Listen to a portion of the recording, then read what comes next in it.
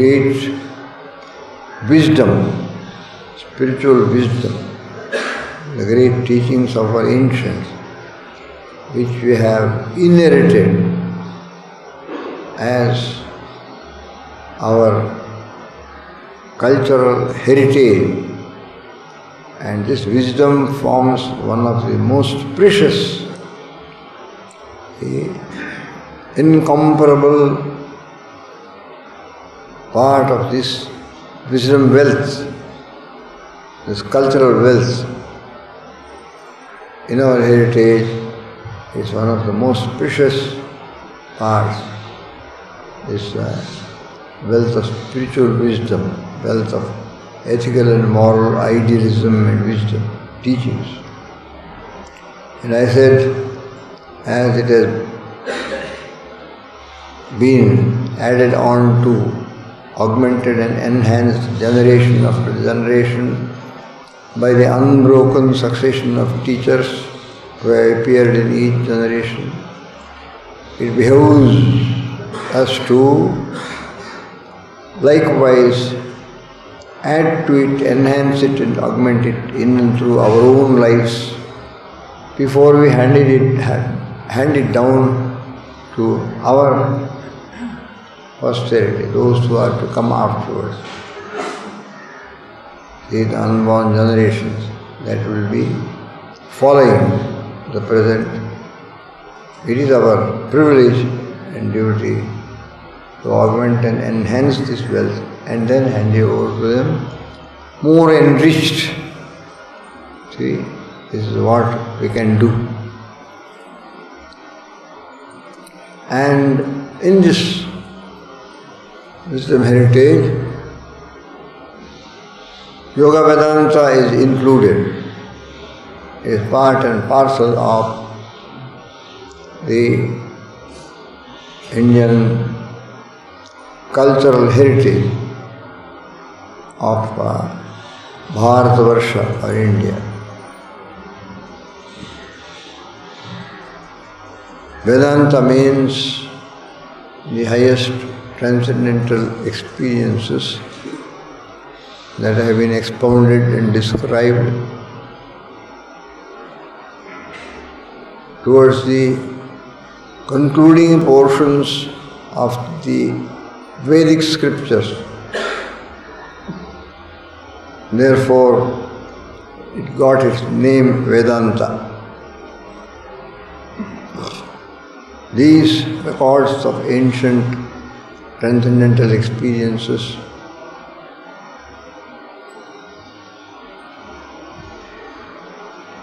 are to be found within the brief, laconic contents of the Upanishads. Together, the Upanishads constitute Vedanta. And they try to describe as our venerable speaker yesterday morning, Swami Chidanandaji Maharaj of Surigashram. He spoke about this experience. The oneness of the seemingly separate individual consciousness with the supreme, undivided, universal consciousness. There is really no separation. There are not two, there are one only. It requires a little deep thinking, but he expounded it in various ways. Through the neti method, eliminating all within us that is non-self, that is non-eternal, that is unspiritual. That is unspiritual in the sense that it is inert, because spiritual is consciousness, pure consciousness, luminous, radiant, vibrant consciousness. And all that is non-self is just the jada or inert, part of the phenomenal nature, Maya. He expounded this in the typical traditional Vedantic, method, expounding about the various bodies, gross, subtle, causal, the various sheaths, the food sheath, pranic sheath, mental sheath, intellectual sheath, and then the sheath of bliss, the fifth one. And the three states, these various components go through: waking state, dreaming state, deep sleep state, and how the real consciousness is a witness of all these states, itself witnessing it, but itself unaffected by it, totally detached from it,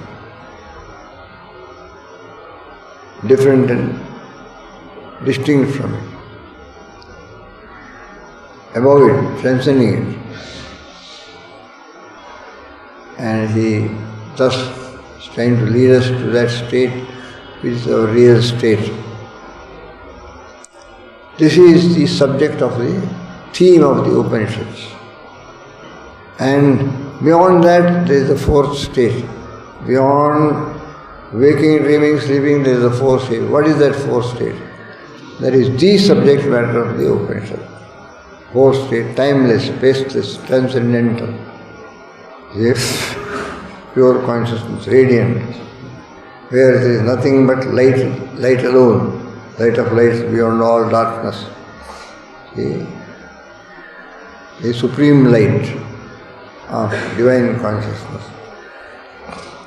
This is Vedanta. And how to attain this fourth state of consciousness, divine consciousness? A consciousness devoid of any sorrow, pain, suffering, regret, remorse, full of peace, full of serenity, full of bliss. How to attain it? Good question. So they formulated also a science of attaining divine experience. That inner science of the spirit is known as the science of yoga, yoga shastra. And it is an ancient science, but one who very systematically expounded it through a number of aphorisms in a very, very systematic manner, has become well known as the expounder par excellence of this science. He is called the great sage Patanjali.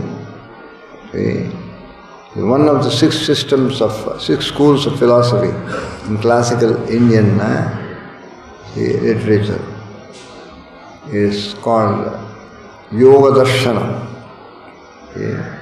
Yoga Shastra, Yoga Darshana. Darshana means a system of philosophy, a school of philosophy. It is one of the classical six systems. And Patanjali, therefore, was the exponent of this scientific method of attaining, though sometimes the word yoga is also meant to describe, the term yoga is also used to describe a supreme state of transcendental wisdom consciousness. So one who is in a state of oneness with Brahman is said to be in a state of Mahayoga. He is said to be in a state of the great yoga. Ramana Maharishi was in a state of Mahayoga. Mahayoga. So that supreme state also is sometimes indicated by the term yoga. It is a special use of the term yoga. But the common use, the routine use, is to indicate the science of attainment, science of religion, science of practical spiritual attainment. Yoga Shastra. We get the term Yoga Shastra from Bhagavad Gita also. It is Vedanta, transcendental wisdom. Brahma Vidya is also Yoga Shastra. It contains both the exposition of the Supreme Reality, also the method how to attain that state. Both are within the 18 chapters of Bhagavad Gita. And these are the two main subjects discussed and taught in this forest university. Therefore it gets the name Yoga Vedanta Forest University. A university located in a forest which teaches the science of yoga, which expounds the transcendental wisdom of Vedanta. Therefore, if you want to enrich this heritage and hand it down to posterity, more enhanced and augmented, then you must yourself be a practitioner of yoga, and yourself must be a being who is striving to become established in the Vedantic consciousness. So you will put fresh life into it, add to it by your own living yogic experience and living Vedantic experience.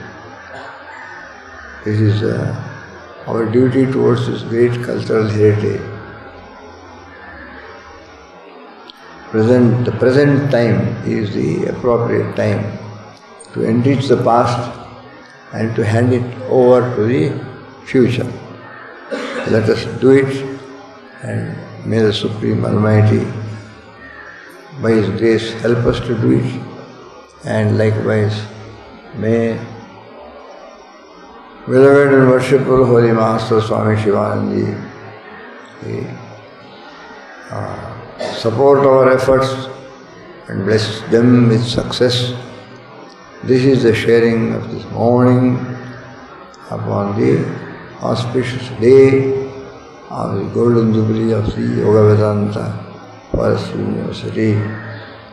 Hari Om Paramatmane Namaha. Narayana. God bless you all. Om Namo Narayana.